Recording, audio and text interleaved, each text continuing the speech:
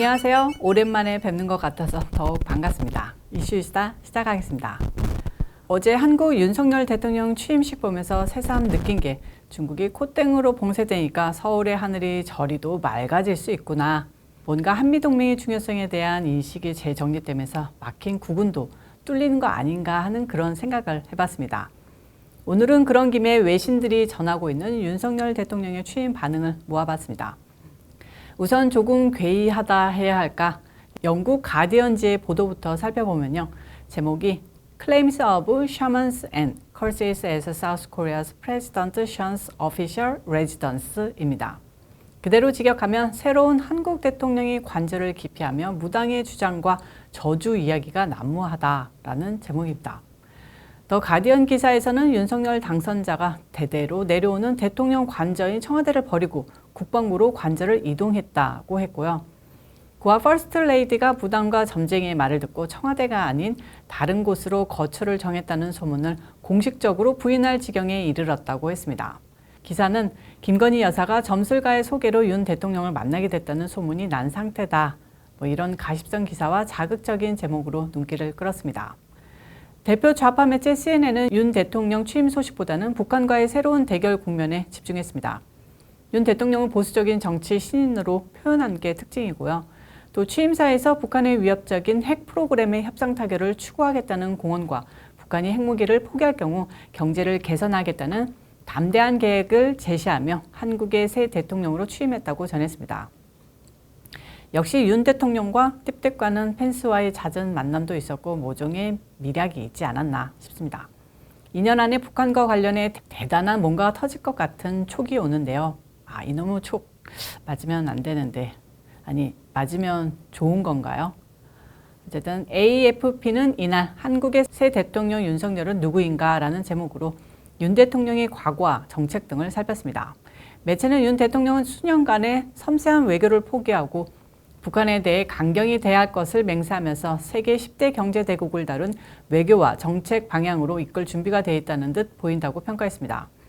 가장 영향력보다는 파급력이 막강하다고 볼 수 있는 AP통신은 윤 대통령이 역대 한국 대통령들이 취임식 때 직면했던 것보다 더 어려운 외교 정책과 국내 도전들에 맞닥뜨렸다고 분석했습니다. 기사에서 경희대 정진영 교수의 발언을 인용해 윤 대통령은 이 어려운 시기에 그가 어떻게 대중을 단결시킬 수 있는지를 보여주기 위해 비전, 희망 또는 리더십을 제시했어야 했다고 지적했습니다. 그 외 대부분 언론들도 북한과의 외교 정책에 대해 언급했습니다. CNBC는 북한과 중국과의 험난한 관계에 윤 대통령이 큰 도전을 앞두고 있다고 했고요. 한미경제연구원 겸 최고 경영자 캐슬린 스티븐스는 역사적으로 낮은 지지율 취임과 정치적 외교적 정책에 경험이 없는 대통령이라고 꼬집기도 했습니다. 워싱턴 포스트도 한국을 북한 비핵화를 촉구할 것으로 예상한다 했고요. 또 윤 대통령은 박근혜 전 대통령 비리 의혹 수사를 주도했었는데 지난달 박 대통령을 찾아가 인간적인 차원에서 사과했다. 국방부 청사 이전 결정에 수많은 비판과 보안 문제를 촉발했다고 적었습니다. 오는 21일 바이든을 만나면서 첫 외교 시험을 치른다고 했는데 북한 그리고 우크라이나 전쟁, 한미일 동맹 강화 등을 논의할 예정이라고 밝혔습니다. 다음 소식입니다. 미국이 정치 스캔들이 터지거나 정권의 위기가 닥치는 일이 벌어지면 어디선가 갑자기 UFO가 출현한다거나 그에 관한 이슈가 등장한다는 게 수십 년간 진행된 관행이라는 음모론이 있습니다.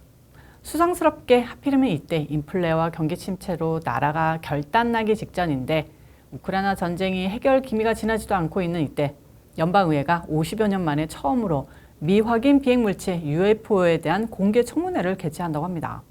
참 어처구니 없는 바이든 정권입니다.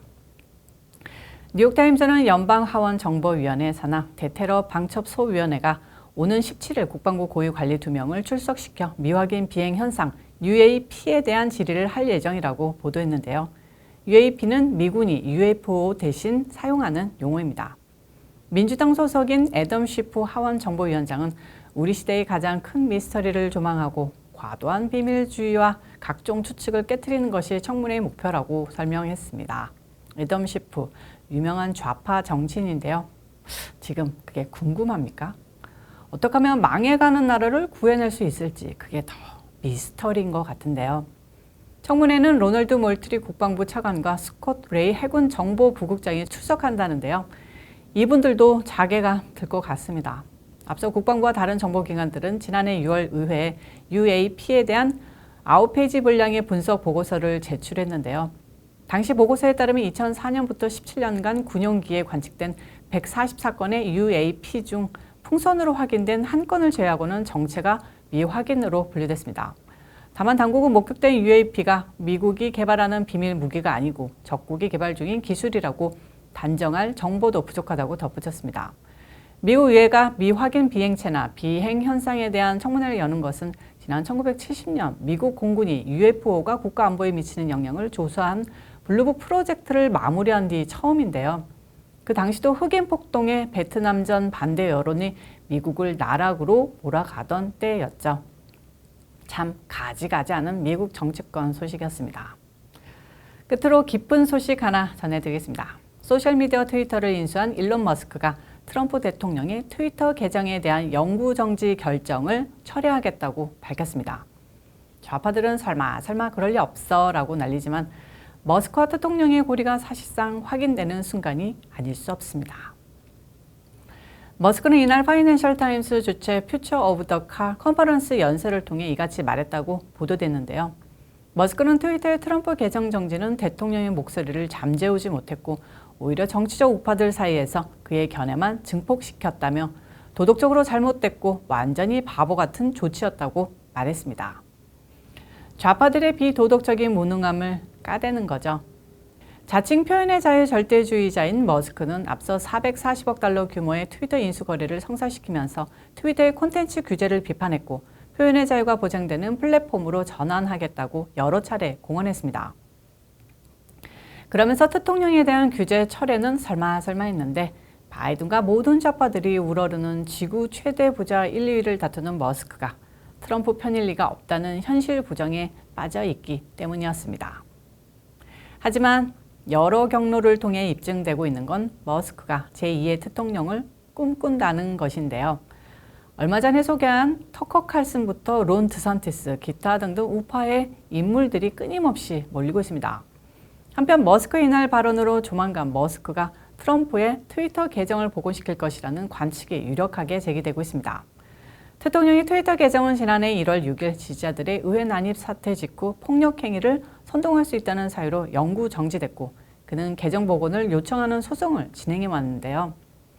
다만 좌파들은 트럼프 전 대통령은 머스크의 트위터 인수와 관련한 최근 언론 인터뷰에서 트위터 계정이 복원되더라도 자신이 만든 소셜미디어 트루스 소셜을 이용하겠다는 입장을 밝혔다면서 둘이 그렇고 그런 관계는 아니라고 정신승리하고 있습니다. 트루스 소셜도 이용한다는 거지 트위터를 안 할 거라고 했나요?